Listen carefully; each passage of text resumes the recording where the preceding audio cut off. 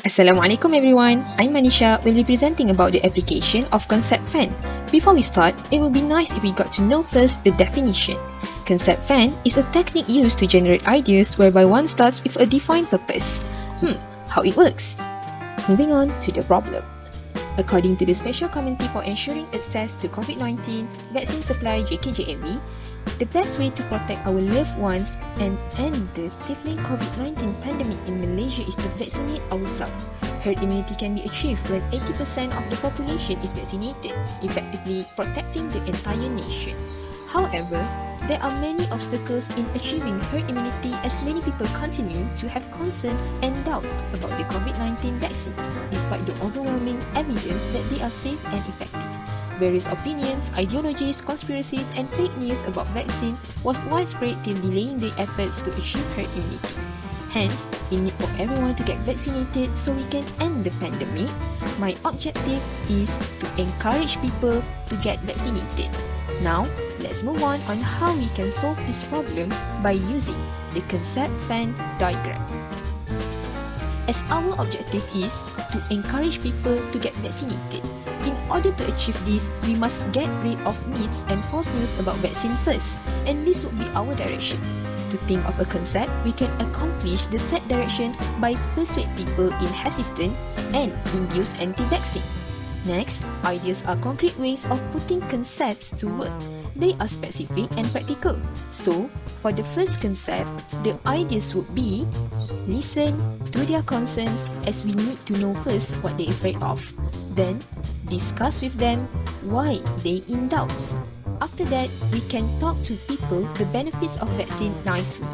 For the second concept, the ideas would be give them true facts about vaccine because they always altered facts with their inauthentic conspiracies that doesn't hold the ground of truth. Besides, if they become worsened, we can report to the authorities as Malaysia had a law under Sedition Act. This is regarding all provocation and agitation that they had conveyed to everyone across social media platforms. The last one would be the need of tabayun, receive messages before forwarding. Nowadays, we can see people who quickly believe to try the traditional cure, such as clove, turmeric, garlic, and even dangerous substance like Clorox, fungal pill for dog, and many more.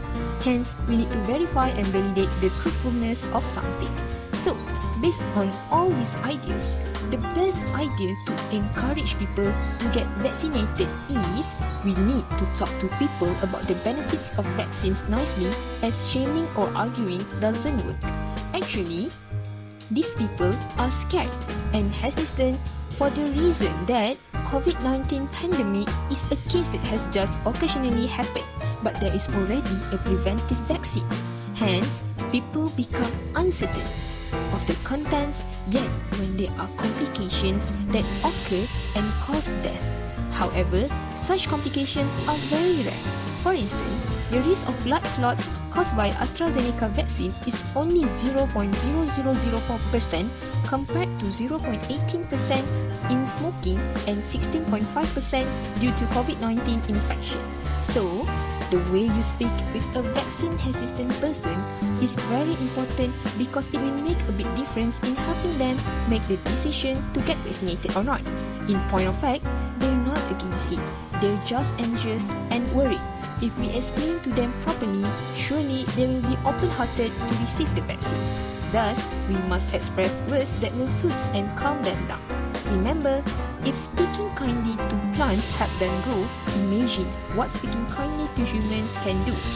Lastly, I will conclude with some words quoted by Abu Hamid Al-Ghazali.